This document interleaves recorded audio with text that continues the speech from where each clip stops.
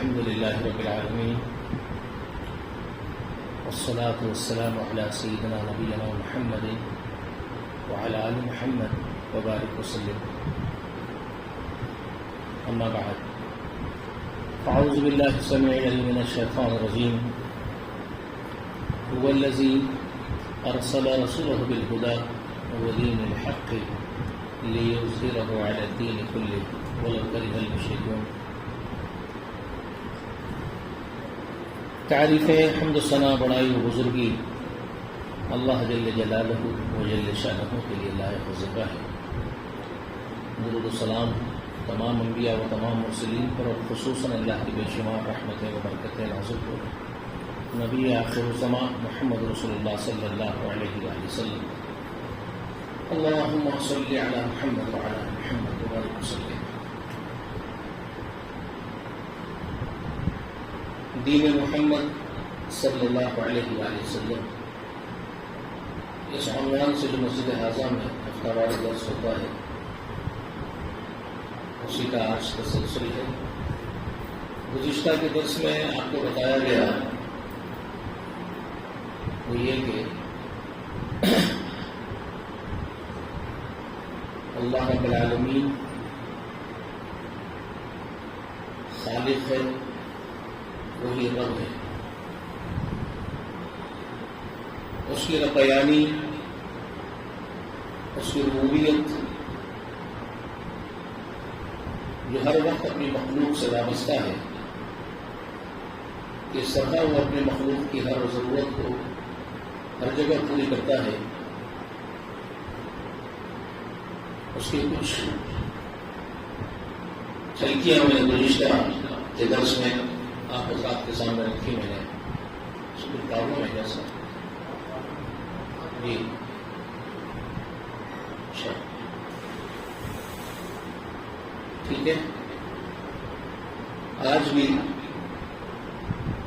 اسی پر بات ہو رہی ہے. میں نے آپ کو گزشتہ بتایا تھا کہ ہم جب ماں کے پیٹوں میں تھے تو وہاں ہماری ضروریات کی تکمیل اس نے کی. ماؤں نے جو غذا تراوی کی، اللہ نے ماں کے پیٹ میں لکڑی ہمارے پیٹ کو جوڑ کر کے ہم کو رزق مہیا فرمایا. ہم دنیا میں آئے، اللہ تعالیٰ نے ماں کے چھاتے سے دودھ نکال کر کے ہم کو پلایا.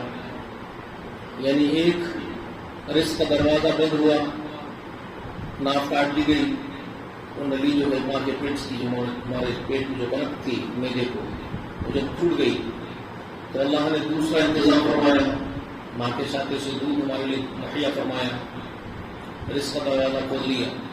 یہی اللہ کی شان ہے. روزی کا ایک دروازہ بند ہوتا ہے، دیکھ کھولتے ہیں. توکل کرنے والوں کے لیے اس میں نشانیاں ہیں. گزشتہ میں نے تمام باتیں آپ حضرات کو بتا دی تھی. انسان کی ضرورت کو اللہ تعالیٰ نے ہر جگہ پوری کیا. ماں کا دودھ چھوڑنے کی نوبت آئی تو منہ میں دانت ہو گئے. پھر زمین سے نباتات، غلے، ترکاریاں اگا کر کے اللہ نے انتظام کیا. اللہ تو اپنے بندوں کا ہر جگہ انتظام کر رہا ہے، ہر ضرورت کو پوری کر رہا ہے. ہمارا امتحان ہے ہر جگہ. یہ پوری زندگی ہمارے امتحان کے لیے ہے. اسی لیے سورۃ ملک میں آپ پڑھتے ہیں الذی خلق الموت والحیات لیبلوکم ایکم احسن عملا. مطلب کیا ہے؟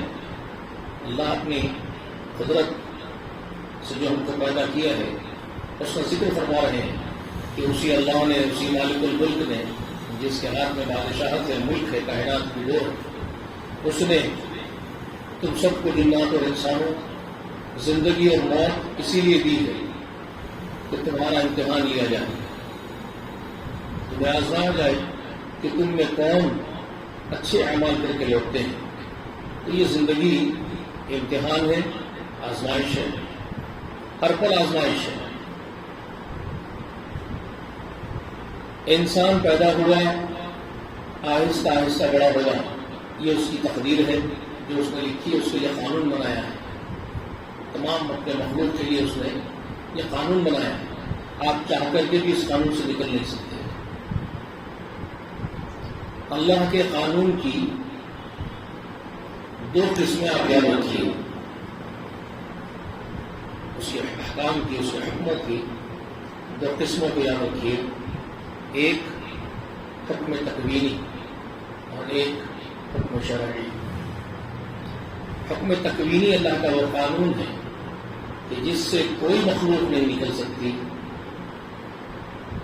یہاں تک کہ جنات اور انسان بھی نہیں نکل سکتے. کسی کو اختیار ہی نہیں ہے تجاوز کر جانے کا. جو اللہ نے لکھ دیا، تقدیر طے کر دی، ہر ایک کو وہی کرنا ہے. اس قانون سے کوئی نہیں کر سکتا، کوئی تجاوز نہیں کر سکتا، انسان اور جنات بھی نہیں. دوسرا جو میں نے کہا حکم شرعی، شرعی قوانین جو اللہ نے بنائے، اس میں جنات اور انسانوں کو اللہ نے حدود امکانی میں اختیار دیا. بہت محدود شرعی دائرے کے اندر اللہ نے انسان کو اختیار دیا عمل کے دائرے میں کہ تم چاہے فرمانبرداری کرو اللہ کی یا چاہے نافرمانی کرو. اس میں اللہ نے اختیار دیا شرعی احکام کے ماننے میں، ایکسیپٹ کرنے میں یا ریجیکٹ کر دینے کے معاملے میں آپ کو اختیار دیا. یہ حکم شرعی کا اختیار ہے. شریعت کو قبول کرو یا شریعت کا انکار کرو، اس کا اختیار دیا. رہی بات وہ جو پہلا قانون میں نے آپ کو بتایا، اس قانون تکوینی میں کسی کو کوئی اختیار نہیں تجاوز کرنے کا، یہاں تک کہ جنات اور انسان کو بھی نہیں. اس کی مثالیں یہی ہے جو میں آپ کو دے رہا ہوں. مادر رحم میں بچے کا بننا قانون تکوینی کے تحت ہے.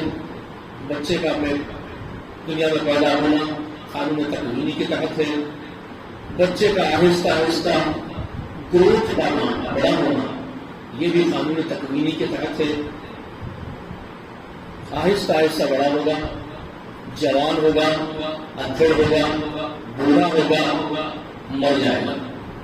یہ سب قانون میں ہے، قانون تکوینی ہے اللہ کی بنائی. اس قانون سے، اس احکام سے جنات اور انسان بھی اگر چاہے تجاوز کرنا وہ نہیں کر سکتے. کوئی انسان اگر اس بات کو ٹھان لے کہ مجھے بچہ ہی رہنا ہے، جوان ہونا ہی نہیں، ناٹ پاسبل، ممکن نہیں ہے اس کے لیے. وہ چاہ کر کے بھی بچہ نہیں رہ سکتا، اس کو جوان ہونا ہی ہوگا رہے گا.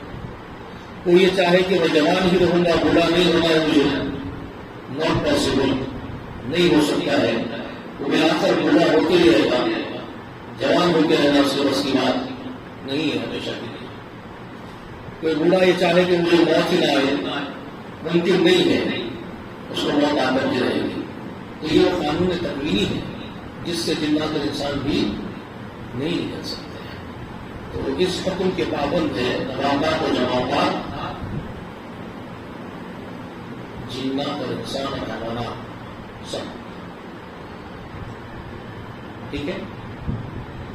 تو اب جس قانون تکوینی کے تحت اللہ تعالی انسان کو گروتھ دے رہا ہے، وہ بڑھ رہا ہے، اس کا امتحان ہو رہا ہے لمحہ لمحہ. جب پیدا ہوا تو عقل و شعور ادراک سے محروم تھا. آہستہ آہستہ اللہ اس کی عقل کو تحقیق کرتے چلے جاتے ہیں. باتیں اس کو سمجھ میں آتی ہے، معاشرے سے سیکھتا ہے. جس حال میں ڈالتا ہے معاشرہ اس حال میں ڈالتا ہے. ساری اللہ کی ہدایات ہیں، گائیڈ لائنس ہے، جس کے تحت قدرت اپنا کام کرتی ہے، نیچر اپنا کام کرتا ہے اور انسان آگے بڑھتا ہے. ٹھیک ہے. ایک وقت آتا ہے یہ میچور ہو جاتا ہے، بالغ ہو جاتا ہے انسان. اب اس کی عقل پختہ ہوتی ہے، عقل مضبوط ہوتی ہے، ہر چیز سمجھ میں آ جاتی ہے، اچھائی اور برائی سمجھ میں آ جاتی ہے. یہیں سے اس کے نامہ اعمال کا اندراج شروع ہوتا ہے. رجسٹر میں نوٹس لکھے جانے شروع ہو جاتے ہیں. وہ رجسٹر جو اس کے گلے میں اٹکا دیا گیا اس کے ساتھ، جس کو قرآن نے کہا کہ ہم نے تمہاری کتاب تمہارے ہی گلے میں باندھ دی. قرآن کہتا ہے کہ تمہارے ساتھ کرامن کاتبین یعنی جو عزت والے دو لکھنے والے لکھ رہے ہیں. فرشتے تمہارے بازوؤں پر رکھ دیے گئے ہیں تمہارا رجسٹر لکھنے کے لیے. کرامن کاتبین کا عزت والے دو فرشتے کتابت کرنے والے لکھنے والے وہ لکھتے ہیں. ٹھیک ہے. تو اب تمہارا لکھنا شروع ہوتا ہے. تمہاری میچورٹی تمہاری عقل جہاں کی شعور بلاغت جہاں تمہاری ہے اور وہ بلاغت کی عمر اسلامی شریعت میں 12 سال کی مدت جب انسان پوری کر لیتا ہے 12 سال تجاوز کرتا ہے تو اس کے اوپر فرائض عائد ہو جاتے ہیں. اس کو بالغ سمجھا جائے گا. اس کے نام اعمال میں اندراج شروع ہوگا. ٹھیک ہے. 3 قسم کے لوگوں کے بارے میں رسول اللہ نے فرمایا. صحیح حدیث ہے رسول اللہ کی. اللہ کے رسول فرماتے ہیں کہ 3 قسم کے لوگ ہیں جو مرفوع قلم جن سے قلم اٹھا لی جاتی ہے جن کے اعمال نامے میں اندراج بند ہو جاتا ہے یہ لکھا جاتا ہے. قلم جن پر نہیں چلتا ہے 3 قسم کے ہیں. وہ لوگ کون کون ہیں؟ نمبر 1 یہی بات جو میں آپ کو بتا رہا ہوں حدیث شریف میں. نابالغ بچے جو ابھی شعور اور بلاغت کو نہیں پہنچے نابالغ ہیں ان کے نام اعمال نہیں لکھے جاتے ہیں. وہ پورے ہوتے ہیں. ان کی نیکیاں برائیاں بدیاں نہیں لکھے جاتے ہیں. ان کو شعور نہیں. جنت اور جہنم کا فیصلہ اسی شعور کے ساتھ وابستہ ہے. سمجھ انسان کے اسی شعور کے ساتھ جنت اور جہنم کے فیصلے مربوط ہیں کنیکٹڈ ہیں. اسی لیے رسول اللہ کہہ رہے ہیں نابالغ کا عمل نہیں لکھا جاتا. بالغ ہونے سے پہلے فوت ہو جائے وہ جنت میں رہے گا انشاءاللہ. موتیوں کی طرح سے جنتیوں کی خدمت کے لیے جنت میں جانے والے جو انعامات پائیں گے عیش و عشرت کے ہوں گے ان کی خدمت کے لیے ان معصوموں کو ان کے ساتھ رکھا جائے گا. وہ اپنے والدین کو بھی لے کے جائیں گے ان کی خدمت میں رہیں گے. یہ حدیث سے خلاصہ ہے. حدیث کا پورا حدیث کا مفہوم ہے جو میں آپ کو سامنے رکھا ہوں. اور قرآن مقدس میں جس کا ذکر ہے ولدان مخلدون کے نام سے ایسے بچے جو ان کے سامنے آپ درخت کریں گے. سورہ واقعہ میں اور دیگر سورتوں میں اللہ نے اس کا ذکر کیا ہے. وہ یہی بچے ہیں جس کا ذکر قرآن کر رہا ہے. جنتیوں کے لیے خدمت میں لگے ہوئے ہیں. دوسرا رسول اللہ نے کہا سویا ہوا آدمی جب تک کہ وہ بیدار نہ ہو جائے نیند سے اس کو نام عمل میں نہیں لکھا جاتا ہے. کیوں کہ نیند میں عمل کا اختیار سلب کر لیا جاتا ہے. اسی لیے نیند موت کی ایک قسم ہے. موت یہی ہے کہ بندے کو جو عمل کرنے کا اختیار اللہ نے دیا ہے اس لیے لیبلوکم ایکم احسن عملا کی طرح تم کو زندگی موت تمہارے آزمائش کے لیے تم میں کون اچھے عمل کرتا ہے دیکھنے کے لیے دی گئی. سو گیا عمل کرنے کا اختیار چھین لیا گیا اس لیے وہ موت کی قسم ہے. یہی وجہ تھی رسول اللہ سوتے وقت دعا سکھائے اللہم باسمک اموت و احیا. تیرا نام لے کر کے اللہ میں فوت ہوتا مرتا ہوں اور تیرے نام سے ہی زندہ ہوتا. اموت و احیا یہی ہے وہ نیند جو موت کی ایک قسم ہے. تو جو آدمی سو جاتا ہے اس کا اعمال نامہ نہیں لکھا جاتا ہے جب تک کہ وہ بیدار ہو کر کے عمل نہ کرنے لگ جائے. ٹھیک ہے. سمجھ میں آ رہی ہے باتیں؟ کانسیپٹ سمجھ میں آ رہا ہے جو اسلام آپ کو سمجھا رہا ہے وہ آپ کو سمجھا رہا ہے. ٹھیک ہے. اسی پر نیند پر اور قسموں کو بھی قیاس کیا جاتا ہے اور وہ بالکل لاجیکلی ایگزیکٹلی حقیقی بات ہے. نیند کی ایک قسم ہے بے ہوشی. کوما میں چلا گیا بے ہوش ہو گیا وہ ساری قسمیں نیند کی ہے. جب تک کہ کوما سے باہر نہیں آئے گا بے ہوشی سے باہر نہیں آئے گا نیند سے بیدار نہیں ہوگا نام اعمال نہیں لکھا جائے. یہ دوسری قسم ہو گئی. تیسری قسم رسول اللہ فرماتے ہیں کہ جس کے ہوش و حواس سلب کر لیے گئے, کسی کے ہوش و حواس سلب کر لیے گئے, یعنی مائنڈ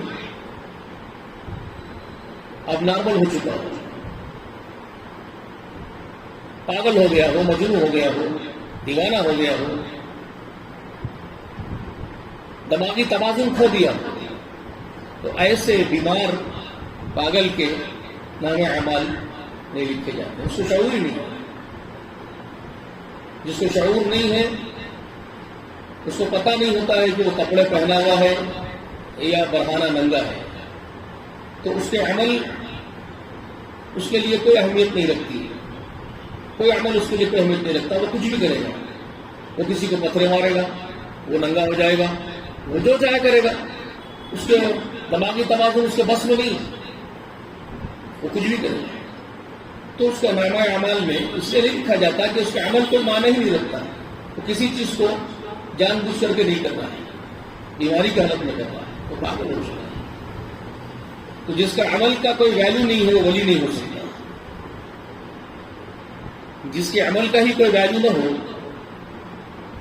جس کا نامہ اعمال ہی بند ہو گیا ہو, اس کی نیکی ہی درج نہ ہوگی, نہ اس کو نیکوں میں شمار کیا جائے گا نہ بدوں میں شمار کیا جائے گا, تو وہ پاگل بیمار ہو تو وہ ولی کیسے ہو سکتا ہے؟ ولی تو وہ ہے جو بعمل ہو, تقوی والا ہو, پرہیزگار ہو, اللہ کو جاننے والا ہو, اللہ کی عبادت کرنے والا ہو. ولی تو وہ ہے. ایک پاگل جس کے عمل کا کوئی ویلیو نہیں, وہ ولی نہیں ہو سکتا. مگر گدھوں کے پاس ننگے بھی ولی ہوتے ہیں. پاگل اور بیوقوف ان سے بڑھ کر کے بیمار یہ ہیں جن کو علاج کی ضرورت ہے. تو خیر, یہ تین قسم کے لوگ رسول اللہ صلی اللہ علیہ وسلم نے فرمایا کہ نام اعمال ان کے لکھے نہیں جاتے ہیں. ٹھیک ہے. تو جب تک بچہ تھا, اب آئیے میں اپنے موضوع کی طرف لے آ رہا ہوں آپ کو یہ بتانے کے بعد کہ جب تک بچہ ہے انسان, اس کی گروتھ ہو رہی ہے, اس کی آزمائش کے لیے ہو رہی ہے. اب جب وہ بالغ ہو گیا تو مطلب یہ ہوا کہ اللہ نے اب اس کا لکھنے کا حکم دے دیا ہے فرشتوں کو. اب وہ جو نیکی کرے اور جو بدی کرے وہ لکھی جائے گی. اب اس کی وفاداری بھی لکھی جائے گی, اس کی غداری بھی لکھی جائے گی, کیونکہ یہاں سے اس کو شعور دے دیا گیا ہے, اس کو عقل اس کی پختہ کر دی گئی ہے. اب اس کو آزمایا جائے گا کہ یہ وفادار ہیں یا غدار. اللہ یہاں سے لکھنا شروع ہوگا. اب یہ شعور کے آنے کے بعد اب یہ کس طرح کا فیصلہ کر رہا ہے یہ دیکھا جائے گا. ایک آدمی شعور آنے کے بعد فیصلہ یہ کرتا ہے اپنی عقل سے, مجھے یہاں تک پہنچانے والا کون تھا؟ میں کچھ نہیں تھا, میری ماں کے پیٹ میں مجھے کس نے پیدا کیا,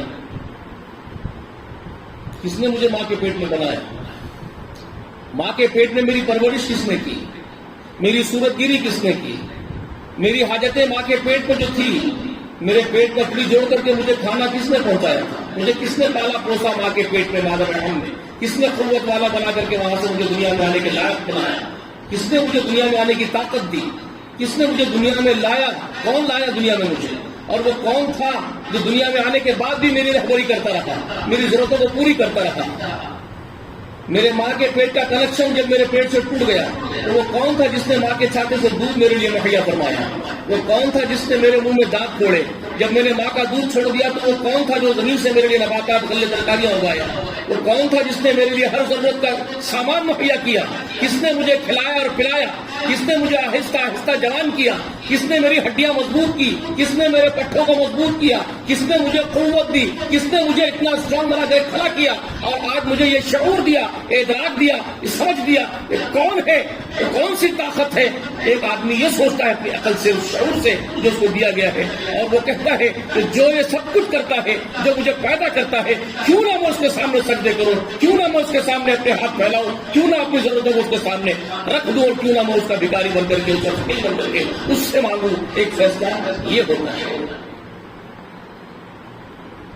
ایک یہ فیصلہ کرتا ہے، مبارک ہے اس کا یہ فیصلہ، مبارک ہے اس کا یہ شعور، مبارک ہے اس کے لیے اس کا وہ دماغی توازن جو اس کو عطا کیا گیا ہے، وہ ہدایت، وہ توفیق، مبارک ہے اس کے لیے، یہ سوچ پیدا کی گئی اس کے اندر، یہ فکر پیدا کی گئی اس کے اندر، وہ مبارک ہے اس کے لیے۔ اگر اس کے برعکس، اس کے برخلاف ایک سوچ دوسری ہوتی ہے،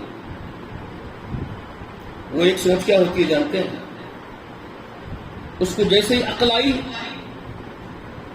وہ اپنے اس پیدا کرنے والے کی تمام قدرتوں کو فراموش کر دیا، وہ بھول گیا کہ ماں کے پیٹ میں اس کو وجود کس نے دیا، وہ بھول گیا کہ ماں کے پیٹ میں کڑی اس کے پیٹ کو جوڑ کر کے اس کے معدے میں کھانا کس نے پہنچایا، وہ یہ بھول گیا کہ جب ماں کے پیٹ کا کنیکشن ٹوٹا تو ماں کے چھاتے سے دودھ کس نے پلایا، وہ یہ بھول گیا کہ زمین سے نباتات، غلے، ترکاریاں اس کو اگا کر کے کس نے کھلایا، یہ بھول گیا کہ کس نے اس کے جسم کو مضبوط کیا، کس نے اس کے پٹھوں کو، اس کے اعصاب کو مضبوط کیا، کس نے اس کو عقل و شعور عطا کیا، وہ سب بھول گیا، اور وہ اس طرح سے بات کرنے لگا، لوگوں سے بات کرنے لگا کہ کیا تم سیدھے کسی منسٹر کے پاس چلے جاتے ہو، کیا تم سیدھے کسی بادشاہ کے پاس چلے جاتے ہو، کیا تم سیدھے کسی بڑے آفیسر کے پاس چلے جاتے ہو؟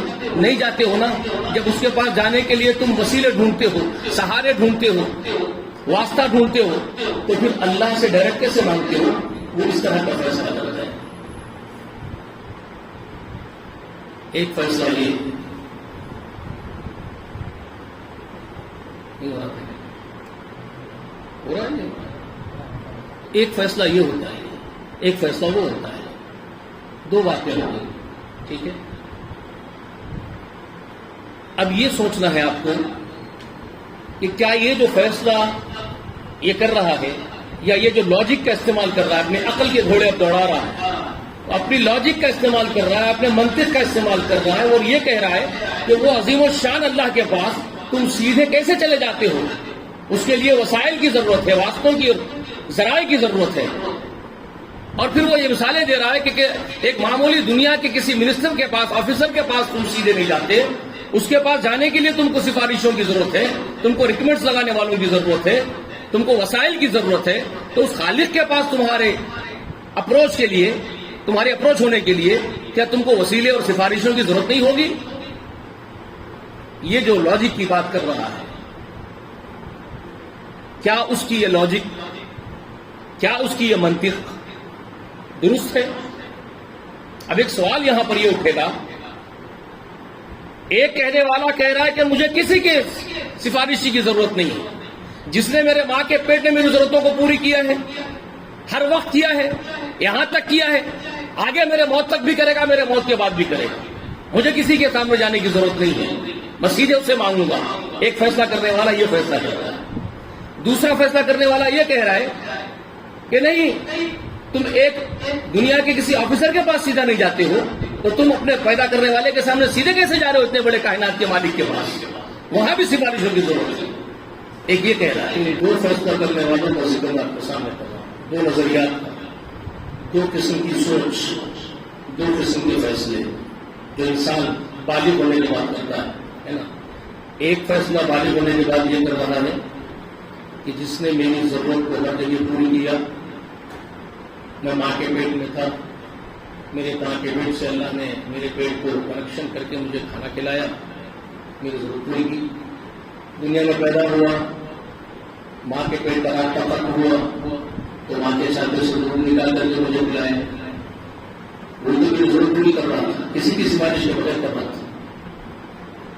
دودھ چھوڑنے کا وقت آیا تو نباتات، غلے، ترکاریاں اگایا، میرے منہ میں دانت پیدا کیے، مجھے چبانا سکھایا، کھانا سکھایا، میری ضرورت کو پوری کی، اور مجھے کسی سفارش نہیں کی، کسی نے سفارش نہیں کی، اس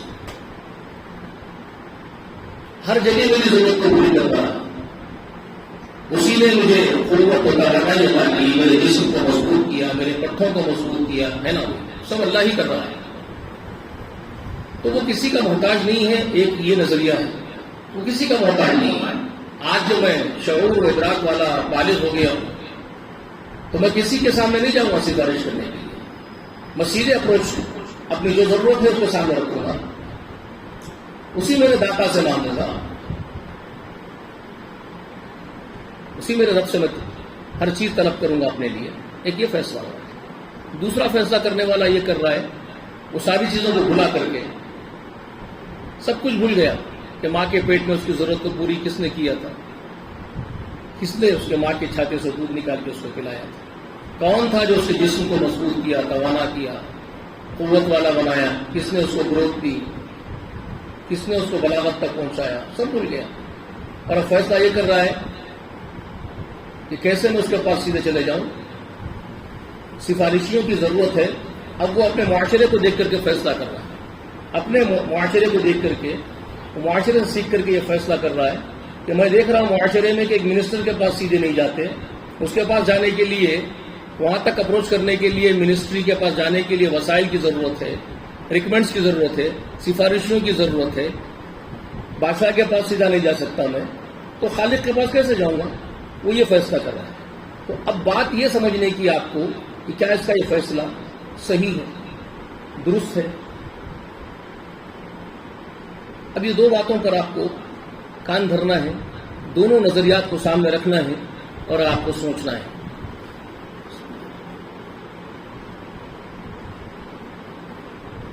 آئیے تھوڑا جائزہ لیتے ہیں، سوچتے ہیں کیا یہ صحیح ہے۔ رب کون ہے جس کے بارے میں یہ سوچ رہا ہے کہ کیا اس کے پاس سیدھے چلے جاتے ہیں، اور اس کے لیے مثال دے رہا ہے دنیا کے ایک بادشاہ کی۔ بادشاہ کون ہے؟ اب ہم ان دونوں ہستیوں کو سامنے رکھتے ہیں۔ دنیا میں جو بادشاہ ہے جس کا یہ خیال کر رہا ہے کہ ایک بادشاہ کے پاس جانے کے لیے وزیر کے پاس پہلے جانا پڑے گا، وہاں سے اوپر اٹھنا پڑے گا، پھر بادشاہ کے پاس جانا پڑے گا، یعنی بیچ میں ایک ریکمینڈ کرنے والے کی، ایک سفارش کرنے والے کی حاجت ہے ایک بادشاہ کے پاس پہنچنے کے لیے۔ نیچے کے لیول سے ہوتے ہوئے اس تک اپروچ ہوتا ہے۔ یہ دنیاوی بادشاہ کا اس نے قیاس کیا۔ اب اللہ کے لیے کیا، رب کے لیے کیا۔ اب ہم کو یہ دیکھنا ہے کہ یہ دنیا کا بادشاہ اور وہ کائنات کا بادشاہ، ان دونوں میں کیا ایکوالٹیز ہے، کیا سملیرٹیز ہے، کیا سملر ہے؟ دونوں سملر ہیں، دونوں ایکول ہیں۔ کیا وہ مثال بادشاہ کی اس اللہ کے لیے لی جا سکتی ہے، دینی چاہیے؟ اب ذرا ہم سوچتے ہیں، ذرا غور کرتے ہیں۔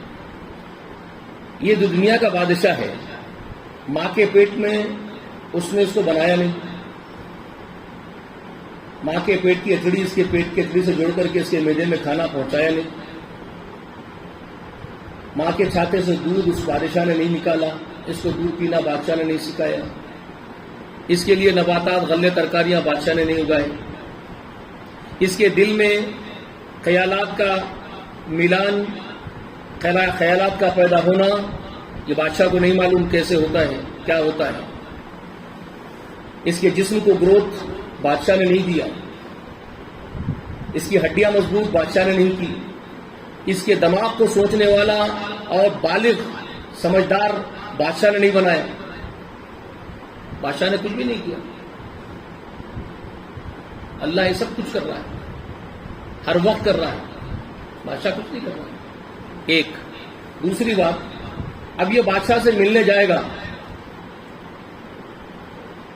بادشاہ کو کوئی غیب کا علم نہیں ہے کہ یہ اس سے ملنا چاہتا ہے۔ یہ جب ارادہ کر رہا ہے کہ مجھے بادشاہ سے ملنا ہے، تو بادشاہ کو اس بات کا علم غیب سے نہیں ہو جاتا ہے کہ یہ آدمی مجھ سے ملنے کا ارادہ رکھتا ہے۔ خالق وہ ہے کہ جب تم ملنے کا ارادہ کرتے ہو تو اس کو پتا ہے تم مجھ سے ملنے کا ارادہ دل میں کر رہے ہو۔ بادشاہ سے تم ملنے کا ارادہ کر رہے ہو، بادشاہ کو نہیں معلوم ہے تم یہ کیا ارادہ کر رہے ہو، ملنے کا ارادہ کر رہے ہو، وہ نہیں جانتا۔ جب تم ارادہ کر لیتے ہو اس کو نہیں معلوم، کسی کو بھی نہیں معلوم، بادشاہ کو بھی نہیں معلوم، کسی کو بھی نہیں معلوم۔ تو تم ملنے کے لیے جو تمہارے دنیاوی پروٹوکول ہے، دنیا میں جو تمہارا ملنے کا پروٹوکول ہے، جو دنیا نے، سماج نے بنایا ہے، بادشاہ نے بنایا ہے، سماج نے بنایا ہے کہ ایک منسٹر سے ملنے کا ایک پروٹوکول ہوتا ہے، تو وہ پروٹوکول تم کو فالو کرنا پڑتا ہے، وہ پروٹوکول تم کو فالو کرنا پڑتا ہے۔ بادشاہ تم سے سیدھا نہیں ملنا چاہے گا، کوئی بادشاہ نہیں کہتا ہے کہ سیدھے میرے پاس جنتا میں سے کوئی بھی آئے تو میرے پاس سیدھا بھیج دو۔ سیکیورٹی پرپس میں اس کے لیے بہت سارے گائیڈ لائنس ہوتے ہیں بادشاہ کے لیے، اس کی جو سیکیورٹی ہوتی ہے وہ خود اس پر پابندیاں رکھتی ہے۔ بادشاہ اگر چاہے بھی کوئی آئے تو میرے پاس سیدھا بھیج دو، وہ سیکیورٹی سیدھا نہیں بھیجتی۔ آپ کے سی ایم صاحب KCR انا اگر یہ بول بھی دے کہ میرے پاس سیدھا بھیج دو کسی کو، تب بھی سیکورٹی سیدھا نہیں بھیجتی،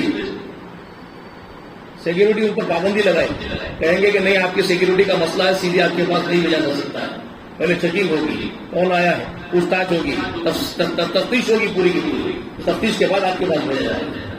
پروٹوکول کو فالو کرنا ہوتا ہے، تو سماج کا بنایا ہوا پروٹوکول ہے جس کو فالو کرنا ہوتا ہے۔ تو ایک بادشاہ اور ایک منسٹر کے پاس اگر آپ جا رہے ہو تو اس پروٹوکول کے تحت جانا پڑے گا۔ خالق نے ایسا کوئی پروٹوکول بنایا ہو اور اس نے بیان کیا ہو تو ہم کو بتاؤ، ہم کو یہ بتاؤ کہ خالق نے ایسا کوئی پروٹوکول بنایا ہو کہ میرے پاس میری بندگی کے لیے مجھ سے مانگنے کے لیے کوئی بھی ڈائریکٹ نہیں آ سکتا ہے، سیکیورٹی کا میرے لیے مسئلہ ہے، یا کسی سیکیورٹی نے یہ اناؤنسمنٹ کیا ہو کہ پیدا کرنے والے پربھو کے پاس، پرماتما کے پاس سیدھے جانے کے لیے اجازت نہیں ہے، کیونکہ اس کو پربھو کو، پرماتما کو سیکیورٹی کا مسئلہ ہے۔ سماج میں سے کسی نے اگر یہ بنایا ہو پروٹوکول تو ہم کو بتاؤ کہ کوئی سیکیورٹی کی ایسی ڈپارٹمنٹ کو ایسا آفیسر ہے جس نے پروٹوکول بنایا ایشور کے لیے کہ اس سے ملنے کے لیے پابندیاں ہیں، کہ اس کو سیکیورٹی کا مسئلہ ہے، اس کی بھکتی کے لیے سیدھا اس سے اپروچ نہیں کر سکتے، بتاؤ ہم۔ یا کسی آسمانی کتاب میں ایسا کوئی پروٹوکول ہو تو بتاؤ، یا کسی نبی نے ایسا کہا ہو تو ہم کو بتاؤ۔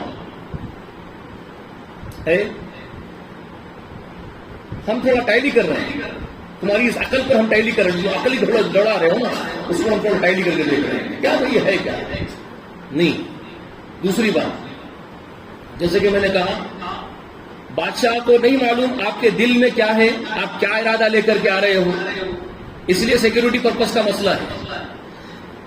وہ جو رب ہے، جو کائنات کا بادشاہ ہے، اس کا بھی معاملہ بالکل سملر ہے بادشاہ جیسا، کہ تمہارے دل میں کیا ہے اور تم کیا سوچ کے آ رہے ہو، سیکیورٹی کا مسئلہ ہو جائے گا۔ وہ بھی ایسا ہی ہے کہ تمہارے دل میں کیا ہے اس کو نہیں معلوم، تم کیا سوچ کے آ رہے ہو اس سے ملنے کے لیے۔ تو وہ ہم پوچھتے ہیں اس سے، اے بادشاہ کائنات کے، کیا تو بھی ویسے جیسے ہمارے دنیا کے بادشاہ ہوتے ہیں ان کو نہیں معلوم ہم کیا سوچ کے آ رہے ہیں دل میں؟ تو بھی ایسا ہی ہے کہ ہم کیا سوچ کے آ رہے ہیں تجھے نہیں معلوم؟ اس کا جواب دے۔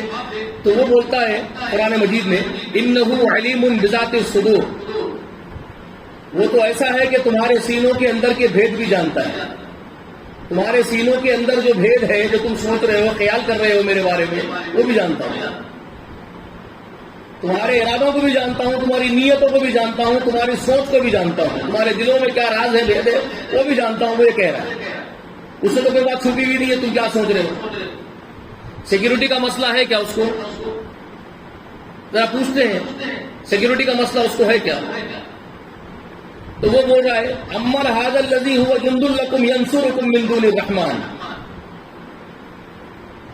وہ بول رہا ہے کہ ایسا کون سا لشکر تمہارے پاس ہے جو رحمان کے مقابلے تمہارا حمایتی ہوگا؟ رحمان کا تقابل اور مقابلہ کرنے کے لیے تمہارے پاس کون سا لشکر ہے؟ رحمان تو وہ ہے، للہ جنود السماوات والارض، جس کے لشکر ساتوں آسمان اور زمین کے لشکر پورے کے پورے اسی کے، تو تم اس کا بال باتا نہیں کر سکتے ہو۔ سیکیورٹی کا مسئلہ تم سے اس کو کچھ بھی نہیں، تم اس کا بال بھی نہیں باتا کر سکتے،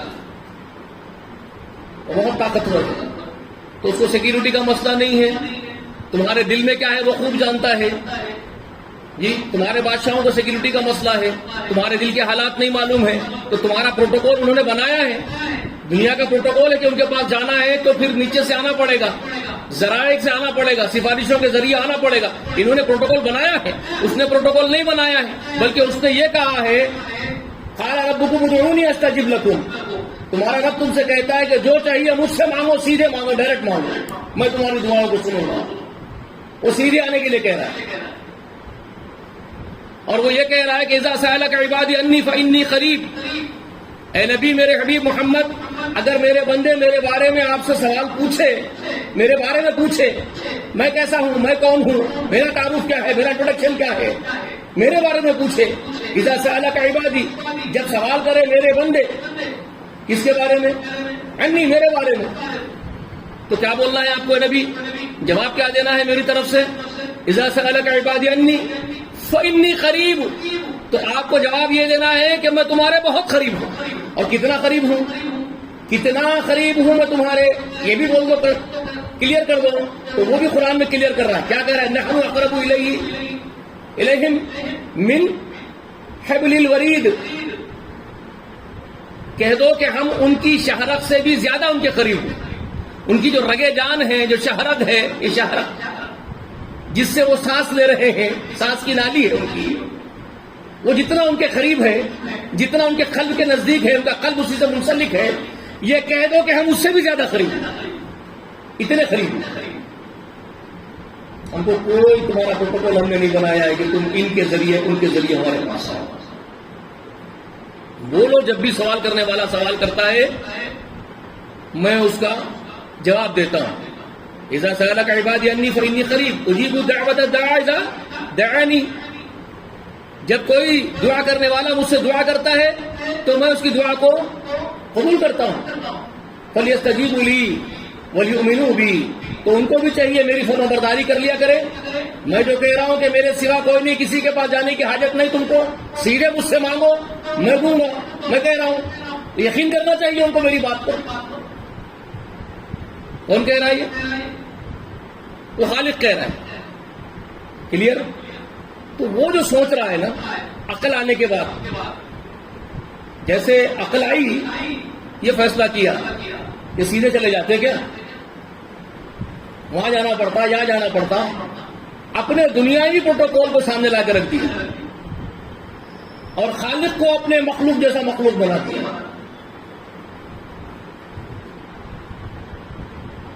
اس عقل والے کو کیا بولیں گے؟ کتنی عقل ہے اس کے پاس، کتنی گہری عقل ہے اس کے پاس، ذرا بتائیے. خالق کے بارے میں کیا فیصلہ کیا اس نے؟ مخلوق سے مشابہ کر دیا. مخلوق میں اور خالق میں امتیاز ہی نہیں رکھا اسے. اور ایک فیصلہ کرنے والے نے وہ فیصلہ کیا، تو کون سا فیصلہ مبارک؟ وہ جو کہہ رہا ہے کہ میں کہیں نہیں جاؤں گا، جس نے ہر جگہ میری ضرورت پوری کی ہے وہ آگے بھی کرے گا، مرنے تک بھی کرے گا، مرنے کے بعد بھی کرے گا، وہی میرے لیے کافی ہے. جو یہ کہہ رہا ہے وہ سچا ہے، اپنی عقل کے اعتبار سے وہ پختہ ہے، یا یہ جو یہ فیصلے کر رہا ہے دنیاوی پروٹوکول کے سامنے رکھ کر؟ بتائیے. دنیا میں جتنے نبی آئے 1.25 لاکھ، انہوں نے جو فیصلہ کیا ہے وہ پہلا فیصلہ جو میں نے آپ کو سنا ہے، وہ پہلا فیصلہ ان کا کیا، کہ جو میرے ماں کے پیٹ میں میری حاجتیں پوری کرتا، جو میرے ماں کے پیٹ سے نکلنے کے بعد ماں کے چھاتے سے دودھ نکال کے مجھے پلانے پر قدرت والا ہے، جو نباتات گلے ترکاریاں میرے لیے اگا کر کے مجھے کھلانے پر قدرت رکھتا ہے، جو میرے جسم کو مضبوط کیا، توانا کیا، جو مجھے عقل و شعور عطا کیا، جو پل پل میری ضرورتوں کو پوری کر رہا تھا، وہ اب بھی کرے گا، آئندہ بھی کرے گا، نہ صرف موت تک، موت کے بعد بھی کرے گا، وہی میرے لیے کافی ہے. تو نبی کہتے تھے حسبی اللہ لا الہ الا ہو علیہ توکلت وہو رب العرش العظیم. سمجھ میں آ رہی ہے بات؟ یہ فیصلہ ہے کائنات کے سب سے بڑے ہادی کا، ہادی برحق کا، جس کو کہا جاتا ہے تمام خلق کے سردار، تمام خلق کے سردار. یقیناً تمام خلق کے یہ سردار ہیں. یہ انسانوں کے ہی نہیں، پوری مخلوق کے سردار ہیں. یہ فرشتوں کے سردار ہیں، یہ انبیاء کے سردار ہیں، یہ رسولوں کے سردار ہیں. یہ کہہ رہے ہیں، اللہ نے ان کی زبان مبارک سے کہلوایا ہے حسبی اللہ لا الہ الا ہو، اللہ میرے لیے کافی ہے، اس کے سوا کوئی الہ نہیں. علیہ توکلت، اسی پر میرا بھروسہ ہے، اسی پر میرا بھروسہ ہے. ان کے جد امجد محمد رسول اللہ کے، جن کو ابو الانبیاء ہونے کا شرف حاصل ہے، وہ کہا کرتے تھے حسبنا اللہ نعم حسبنا اللہ نعم الوکیل نعم المولا و نعم النصیر. ہمارے لیے اللہ ہی اکیلا کافی ہے، وہی ہمارا کارساز ہے، وہی ہمارا مددگار ہے، وہی ہمارا سرپرست ہے، وہی ہمارے لیے کافی ہے. ہر ایک نبی کا یہ فیصلہ ہے جو میں نے پہلے آپ کو سنایا.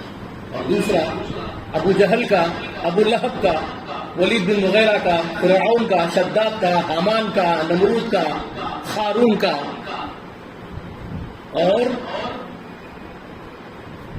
آزر کا، ابراہیم کے باپ، قوم نوح کا، قوم سمود کا، قوم عاد کا، سب کا فیصلہ وہ ہے جو دوسرا ہے جو لوگ کر رہے ہیں کہ دنیا میں سیدھے چلے جاتے ہیں، ایک بادشاہ کے پاس سیدھے نہیں جاتے، تو خالق کے پاس جا رہے ہو تو یہ سفارشوں کی ضرورت ہے، یہ اللہ کی بیٹیاں ہیں، یہ اللہ کی بیویاں ہیں، ان کے ذریعے جانا پڑتا ہے۔ آج کہہ رہے ہیں کہ یہ اللہ کے ولی ہے، یہ اللہ کے بزرگ ہے، ان کے ذریعے جانا پڑتا ہے، یہ وہ فیصلہ ہے۔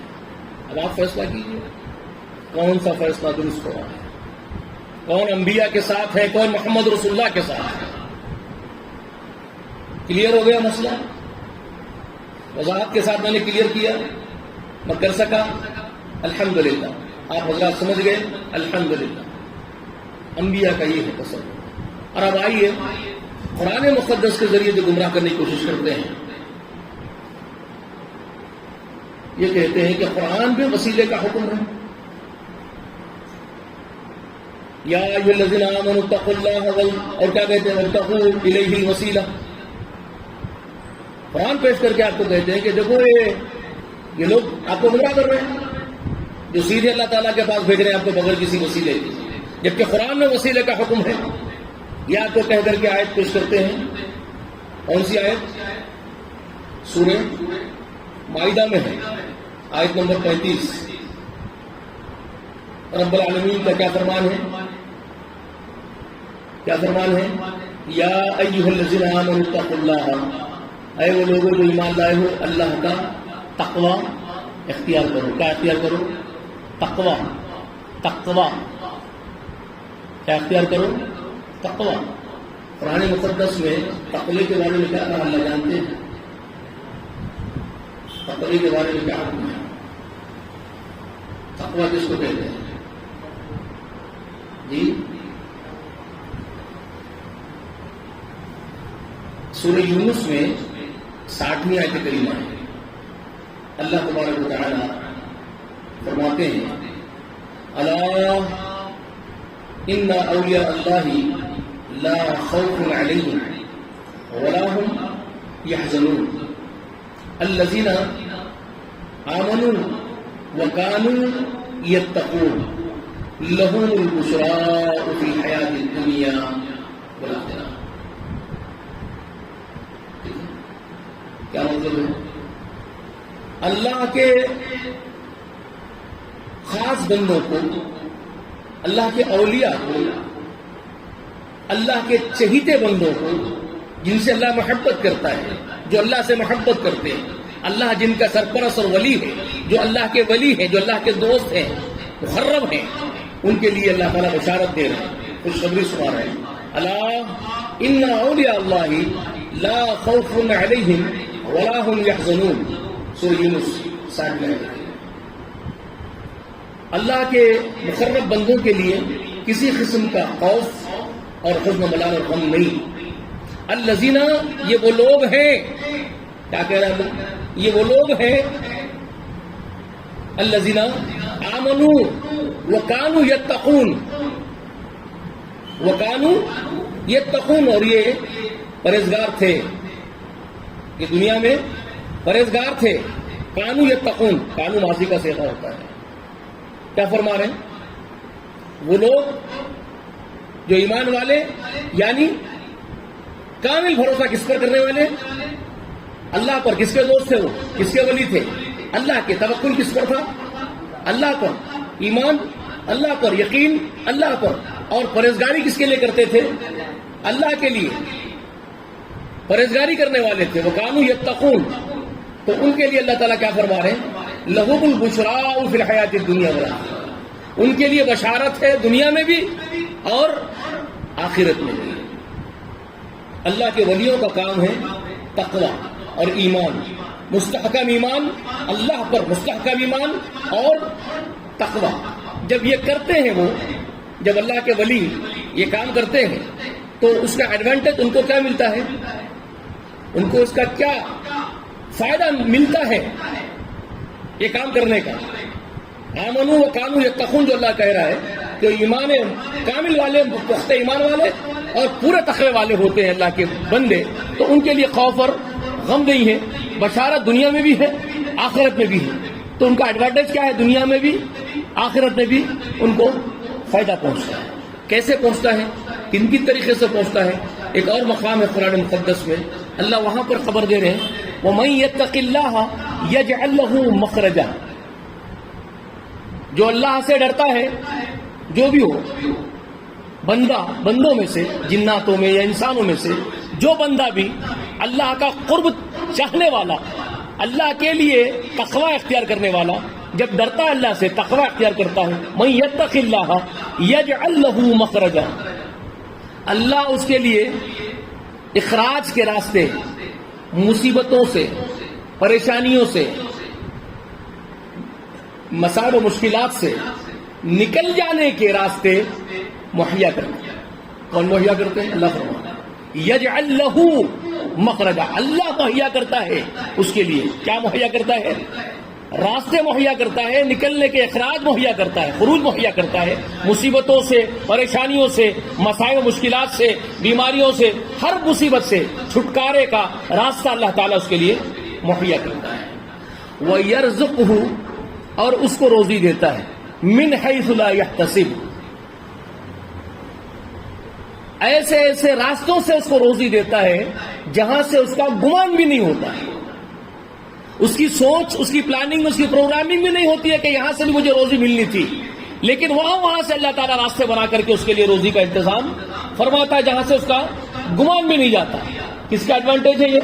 تقوی کا۔ ڈرتا ہے تو یہ ملتا ہے، ہر مصیبت سے چھڑایا جاتا ہے اور ہر جگہ سے روزی کھلایا جاتا ہے۔ کون؟ متقی۔ اس کے بعد اللہ کیا فرما رہے ہیں؟ وَمَن يَتَوَكَّلُ عَلَى اللَّهِ فَهُوَ حَسْبُهُ، کیا بول رہے ہیں؟ وَمَن يَتَوَكَّلُ عَلَى اللَّهِ، اور جو اللہ پر پورا توکل کر کے بھروسہ کر لیتا ہے کہ مجھے میرا اللہ ہی کافی رہے گا، میں تو کسی کے سامنے ہاتھ نہیں پھیلاؤں گا، میرا اللہ ہی میرے لیے کافی ہے، جو اللہ کو کافی سمجھ کے اسی پر توکل کر لیتا ہے، وَمَن يَتَوَكَّلُ عَلَى اللَّهِ فَهُوَ حَسْبُهُ، تو وہ اللہ اس کے لیے کافی ہو جاتا ہے۔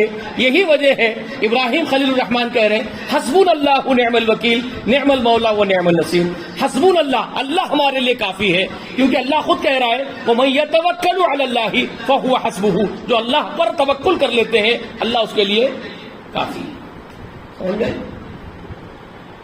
اللہ اس کے لیے تقوی یہ ہے، اللہ والے یہ ہے جو میں آپ کو سورہ یونس سے بتا رہا ہوں، اللہ والے یہ ہے جو قانون الذین آمنوا وکانوا یتقون، وہ جو ایمان والے ہیں، اللہ ہی پر توکل والے ہیں اور وہ پورے تقوی والے ہیں۔ حسبی اللہ لا الہ الا ہوا، یہ کون کہہ رہے ہیں؟ محمد رسول اللہ، اللہ ہی میرے لیے کافی ہے اور علیہ توکلت، میں اسی پر توکل کرتا ہوں، کسی اور طرف مائل نہیں ہوتا، کسی طرف میں نہیں جاتا۔ تو اب یہ جو اللہ تعالیٰ یہاں پر بندوں سے کہہ رہے ہیں سورہ مائدہ میں، یا ایھا الذین آمنوا اتقوا اللہ، اے ایمان والو اللہ کا تقوی اختیار کرو۔ اس کا مطلب کیا ہے؟ اللہ ہی کو اپنے لیے کافی سمجھو، اس کا معنی یہ ہو رہا، کیونکہ اللہ تعالیٰ اتنی باتیں کیا بتا رہے ہیں؟ اللہ کے ولی وہ ہے جو ایمان والے ہیں، تقوی والے ہیں۔ تقوی ایمان کا تقاضا ہے، ایمان تقوی پیدا کرتا ہے، اور جس میں تقوی ہے وہ اللہ کو کافی سمجھتا ہے، اسی پر توکل کرتا ہے۔ ٹھیک ہے؟ جو اللہ پر تقوی، اللہ کا تقوی اختیار کرتا ہے وہ اللہ ہی کو کافی سمجھتا ہے۔ تو یہاں وہی بات اللہ تعالیٰ فرما رہے ہیں یا ایھا الذین آمنوا اتقوا اللہ، ایمان والو تقوی اختیار کرو، وابتغوا الیہ الوسیلۃ، اور اس کی طرف تلاش کرو وسیلہ، اس کی طرف تلاش کرو وسیلہ۔ وسیلہ کیا ہے؟ وسیلہ کس کو کہتے ہیں؟ وسیلے کے معنی کیا ہے؟ یہ عربک ورڈ ہے وسیلہ، ٹھیک ہے؟ توسل اسی سے ہے نا، توسل اسی سے، وسیلہ کیا مطلب ہے اس کا؟ کیا ٹرانسلیٹ کریں گے آپ اس ورڈ کا؟ معلوم ہے آپ کو؟ بے انتہا نزدیکی، قرب۔ وسیلے کے معنی کیا ہے؟ قرب، بے انتہا نزدیکی۔ کیا کہتے ہیں اس کو؟ کلوزنس.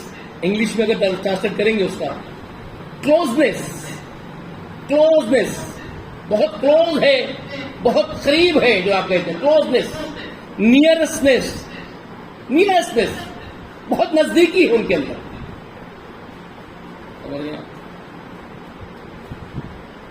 آپ کبھی گوگل پہ جا کے چیک کر لینا ٹرانسلیٹ کیا ہے. قرب وسیلے کے معنی. تو اللہ کیا حکم دے رہے ہیں اپنے بندوں کو, ایمان والوں کو؟ ایمان والوں پرہیزگاری اختیار کرو اپنے رب کی اور اس کے قریب ہونے کا ذریعہ تلاش کرو. کیا تلاش کرو؟ اللہ کے بہت کلوز بن جانے کا. کیا بن جانے کا؟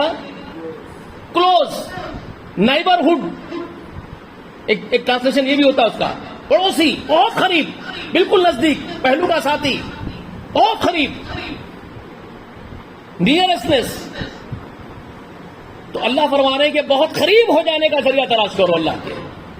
یہ نہیں بول رہے کہ کسی پرسنالٹی کو پکڑو, کسی پرسنالٹی کو پکڑو, یہ نہیں ہے اس کا معنی. یہ تم گمراہ کر رہے ہو قرآن سے لوگوں کو. سورہ مائدہ میں جو حکم ہے وہ یہ ہے کہ قریب ہو جانے کا ذریعہ تلاش کرو, اللہ سے بہت قریب ہو جانے. اسی لیے ولی اللہ کو بشارت دی. ولی اللہ جو بہت قریب ہوتے ہیں, ولی اللہ جو بہت قریب ہوتے ہیں ان کو بشارت دی. الا ان اولیاء اللہ لا خوف علیہم ولا هم يحزنون. خبردار اللہ کے ولیوں کو کوئی خوف اور غم نہیں ہوتا. یہ خبر دی جا رہی ہے آپ کو. اور کیا کہا جا رہا ہے کہ اللہ کے ولی کون؟ الذین آمنوا وکانوا یتقون. وہ جو ایمان والے ہیں کامل, اور کیا ہے ایمان والے ہونے سے کیا ہے؟ وہ پرہیزگار ہیں. یہ نہیں کہا جا رہا ہے کہ ولی اللہ کو پکڑ لو, یہ نہیں کہا جا رہا. ولی اللہ کو پکڑ لو کا حکم نہیں دیا جا رہا ہے آپ کو. ولی اللہ اللہ کے قریب کیسے ہوتے ہیں وہ بتایا جا رہا ہے. کیسے ہوتے ہیں؟ ایمان کامل, یقین والے اللہ پر اور توکل والے ہوتے ہیں. تو یہاں جو حکم دے رہا سورہ مائدہ کے اندر, یا ایھا الذین آمنوا اتقوا اللہ, اے ایمان والو ڈرو, پرہیزگار بن جاؤ اللہ کے لیے, اور کیا کرو؟ وابتغوا الیہ الوسیلۃ, اور اس کے بہت قریب ہونے کا ذریعہ تلاش کرو. پرسنالٹی کو پکڑو, کسی شخصیت کو پکڑو کا حکم نہیں ہے سورہ مائدہ میں, کہیں بھی نہیں ہے. جھوٹ بول رہا ہے کوئی اگر ملا بول رہا ہے. قریب ہونے کا ذریعہ تلاش کرو. اور قریب ہونے کا ذریعہ کیا ہے؟ وَجَاهِدُوا فِي سَبِيلِهِ, اور جہاد کرو اللہ کی راہ میں, کوشش کرو, جدوجہد کرو, پریکٹیکل عمل کر کے اپنی پریکٹس کے ذریعے سے قرب حاصل کرو. یہ کیا ہے؟ مجاہدہ کیا ہے؟ پریکٹس. پریکٹس ہے جس کے ذریعے سے, ذریعہ ہے. یہ کیا ہے ذریعہ؟ وَجَاهِدُوا فِي سَبِيلِهِ کیا ہے؟ ذریعہ ہے کہ اس اللہ کی راہ میں جدوجہد کرتے ہوئے قریب ہو جاؤ اللہ کے, قرب حاصل کرو.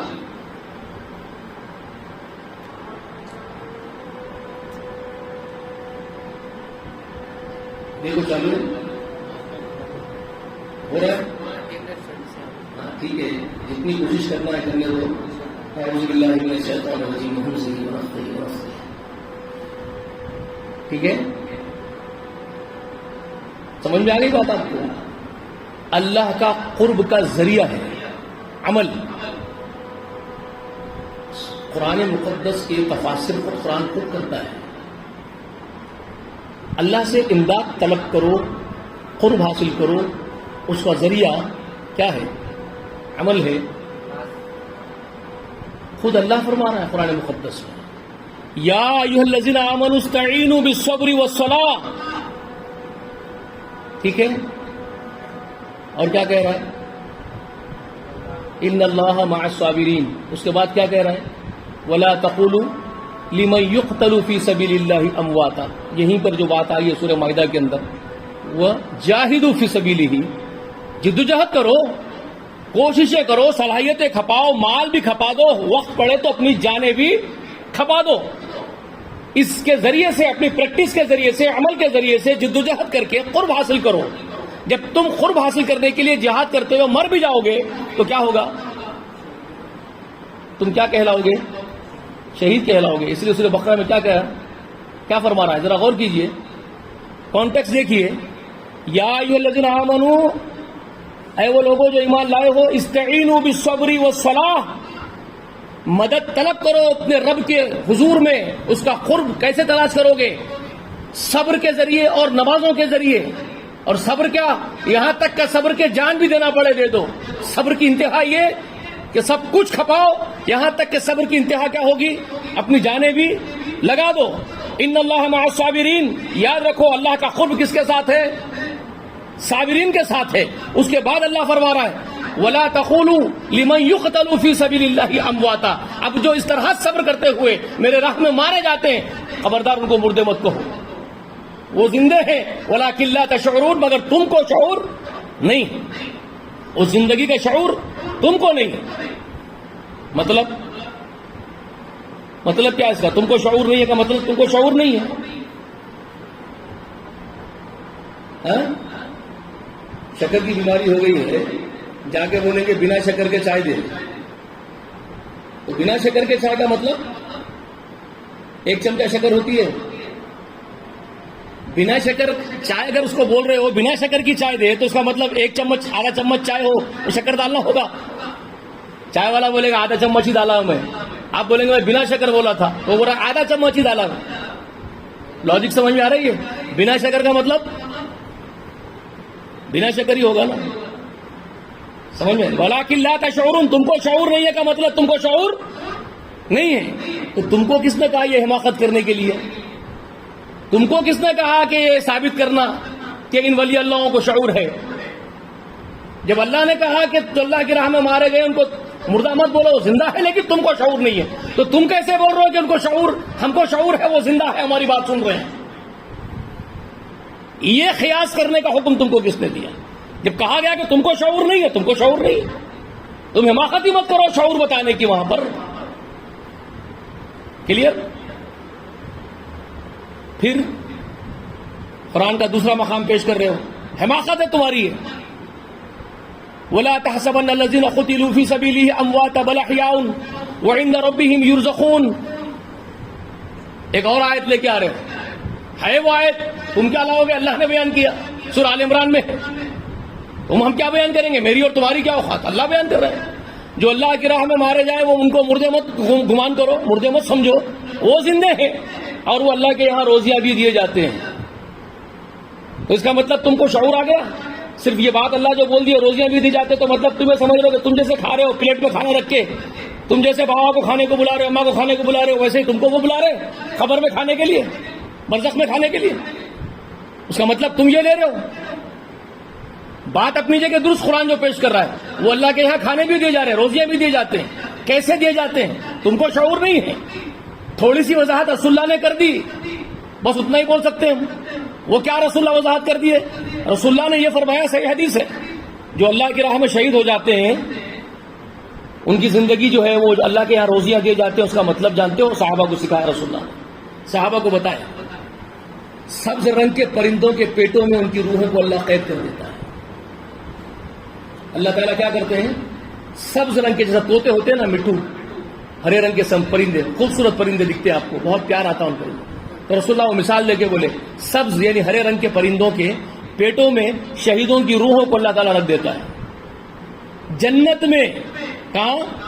جنت میں چوگتے کھاتے ہیں روزیاں. کہاں کھاتے ہیں؟ عند ربہم یرزقون، جو اللہ فرما رہا ہے وہ اللہ کے یہاں روزیاں بھی کھا رہے ہیں. تو رسول اللہ فرما رہے ہیں کہ مسلم شریف کی حدیث ہے، وہ جنت میں دانے چوگتے، جنت کے پھل کھاتے پھرتے ہیں، وہ پرندوں کی شکل میں ان کی روحیں، اور اللہ کے عرش کے نیچے آ کر کے آرام سے سائے میں سوتے ہیں، رات گزارتے ہیں. تو رب اپنی میزبانی کا ذکر کرتا ہے ان کے سامنے اور ان سے دریافت کرتا ہے، ان سے اللہ تعالیٰ پوچھتا ہے اے میرے شہید بندو، میرے چاہنے والوں، کیا میری میزبانی سے تم خوش ہو؟ میرے انعامات سے خوش ہو؟ کوئی تکلیف، کوئی ناراضگی؟ تو وہ کہتے ہیں اللہ ہم بہت خوش ہیں، آپ نے اتنا کرم کیا، جنت کی غذائیں کھا رہے ہیں، آپ کے سائے میں سو رہے ہیں، اس سے بڑی خوشنودی اور کیا چاہیے؟ تو اللہ تعالیٰ ان سے پھر پوچھتا ہے، وہ پھر جواب دیتے ہیں، اللہ پھر پوچھتا ہے، وہ پھر جواب دیتے ہیں. تو بار بار اللہ تعالیٰ کے پوچھنے سے ان کے دل میں خیال پیدا ہوتا ہے، جو ان کی اصل چاہت ہے وہ سامنے لاتے ہیں، جو اندر دبی ہوئی چاہت کو وہ اوپر نکالتے ہیں. جب اللہ بار بار پوچھ رہا ہے کہ اپنی خواہش بولو میرے سامنے، تو وہ دبی ہوئی چاہت کا اظہار کرتے ہیں اپنے اللہ کے سامنے، اور وہ کہتے ہیں کہ اللہ ہماری تو ایک ہی چاہت ہے، ہماری تو ایک ہی خواہش ہے، آپ پھر سے دنیا میں ہم کو واپس بھیج دیجئے، ہم کو آپ کی راہ میں جدوجہد کرنا، آپ کی راہ میں جہاد کرنا، جدوجہد کرنا، سب کچھ کھپانا، اس کا مزہ آتا ہے، یہاں تک کہ اپنی جان پھر سے آپ کے لیے نچھاور کر دینا، پھر آپ کے لیے شہید ہو جانا، اس میں ہمارے لیے لطف ہے، مزہ ہے۔ تو ہم چاہتے ہیں کہ آپ دنیا میں اگر ہم کو پھر بھیج دیجئے تو ہم پھر آپ کے لیے لڑیں گے، پھر شہید ہو جائیں گے۔ یہ ان کی اصل چاہت جو وہاں پر سامنے لاتے ہیں۔ تو اللہ تعالیٰ ان سے کہتا ہے، رسول اللہ فرماتے ہیں، اللہ تعالیٰ ان سے کہتا ہے کہ یہ نہیں ہو سکتا۔ ذرا سوچو، اللہ جو بار بار ان سے بول رہا ہے کہ اپنی خواہش کا اظہار کرو، اپنی خواہش کا اظہار کرو، اور وہ بیچارے جب خواہش کا اظہار کر دیے تو ان ولی اللہوں کو بھی، ان شہداؤں کو بھی اللہ تعالیٰ یہ فرما رہے ہیں کہ قانون یہ نہیں ہے کہ دوبارہ دنیا میں جائیں، نہیں جا سکتے آپ دنیا میں دوبارہ، ایک بار واپس آ گئے تو قانون یہ ہے کہ پھر دنیا میں اپروچ نہیں ہے، یہ نہیں ہو سکتا ہے۔ تو اب اللہ تعالیٰ ان کو آزاد چھوڑ دیتا ہے، ان کی مرضی پہ جاؤ، کھاؤ پیو قیامت تک، ایسو۔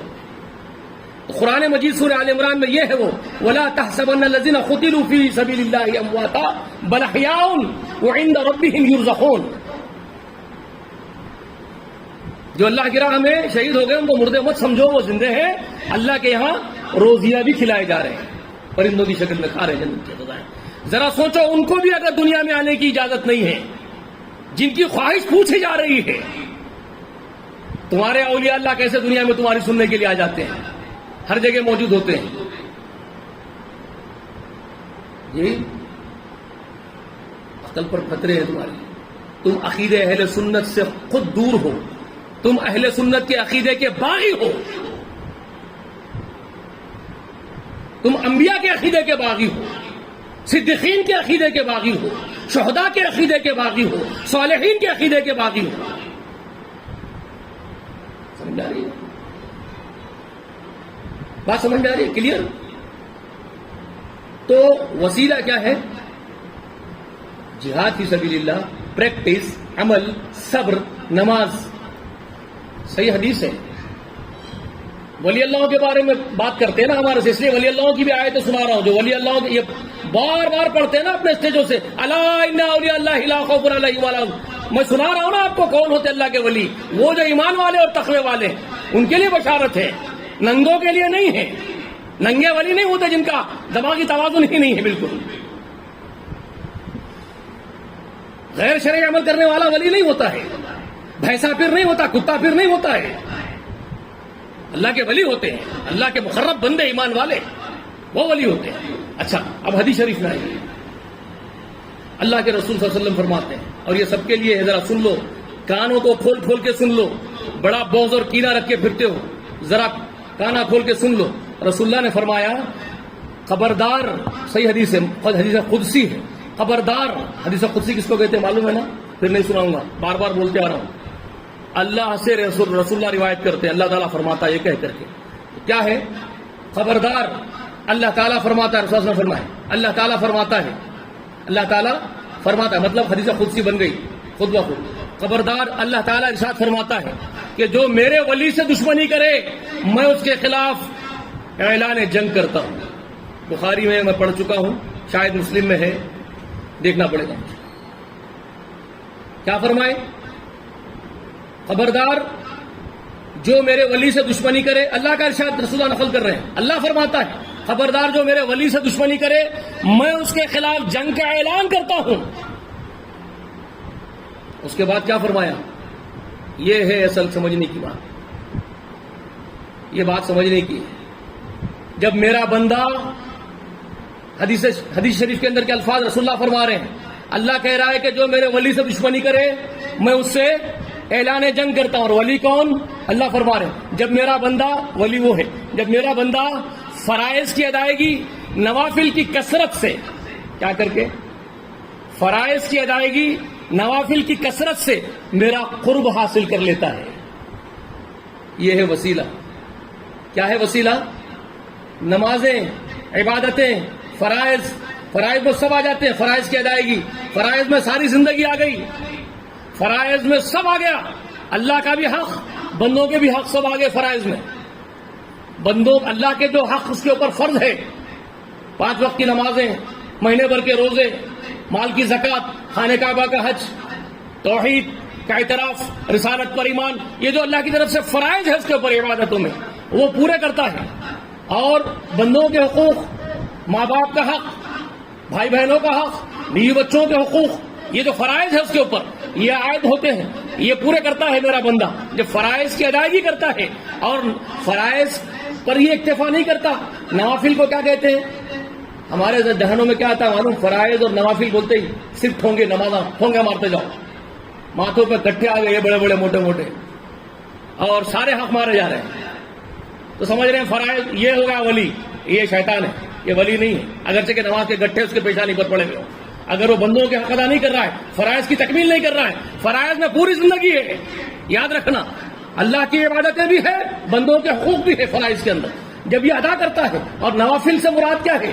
صرف نفل نمازیں نہیں، صرف نفل روزے نہیں، بلکہ وہ صدقات و خیرات بھی. ماں باپ فرض ادا کر رہا ہے، بھائی بہنوں کا فریضہ اس کے اوپر جو وہ ادا کر رہا ہے، مال کی زکوٰۃ جو اس پر فرض ہے وہ نکال رہا ہے. بیٹھ گیا نہیں، مال کی زکوٰۃ نکالنے کے ساتھ ساتھ بھائی بہنوں کا حق جو اس پر بنتا ہے، جو میراث وغیرہ کا حق بنتا ہے، فرض ہے، وہ میراث کا حق دینے کے ساتھ ساتھ مزید نفل بھی دیتا جاتا ہے زندگی بھر. یہ ہے وہ عبادتوں میں بھی، حقوق العباد میں بھی. جب اللہ کا قرب حاصل کرنے کی غرض سے، اس فکر سے فرائض بھی اور نوافل بھی پکڑتا ہے اپنا، اللہ کا بندہ ہو تو یہ اس کا قرب حاصل کرتا ہے. تو اللہ کیا فرما رہے ہیں؟ جب بندے کے اندر یہ فکر ہوتی ہے کہ فرائض بھی اور نوافل بھی ادا کروں اور اللہ کا قرب حاصل کروں، تو پھر میں اس کے ہاتھ بن جاتا ہوں جس سے وہ کام کرتا ہے. کیا کیا بول رہے ہیں؟ میں اس کی آنکھیں بن جاتا ہوں جس سے وہ دیکھتا ہے، میں اس کے کان بن جاتا ہوں جس سے وہ سنتا ہے، میں اس کے ہاتھ بن جاتا ہوں جس سے وہ کام کرتا ہے، میں اس کے پیر بن جاتا ہوں جس سے وہ چلتا ہے. کیا پسند ہے آپ کو؟ یہ عمل کرنا. اس میں کہیں پر بھی ہے شخصیتوں کو پکڑنے کا حکم ہے؟ نہیں ہے نا. شخصیتوں کے معاملے کیا ہے؟ جو شخصیتوں کو تم پکڑ رہے ہو اس کے معاملے میں شریعت کیا ہے؟ یہ آنے والے اتوار کو انشاءاللہ بتایا جائے گا. آپ حضرات آئیں گے انشاءاللہ. باتیں تفصیل سمجھ میں آ رہی ہیں. اللہ کا شکر ہے، اللہ کہنے سے سننے سے زیادہ عمل کرنے کی توفیق دے. اللہ ہم کو دین محمد کی سمجھ عطا فرمائے اور دین محمد سمجھ کر کے دین محمد پر عمل کرنے والے بنائے صلی اللہ علیہ وآلہ وسلم. وآخر دعوانا الحمد للہ رب العالمین والصلاة والسلام علی سیدنا نبینا محمد وعلی آل محمد وبارک وسلم.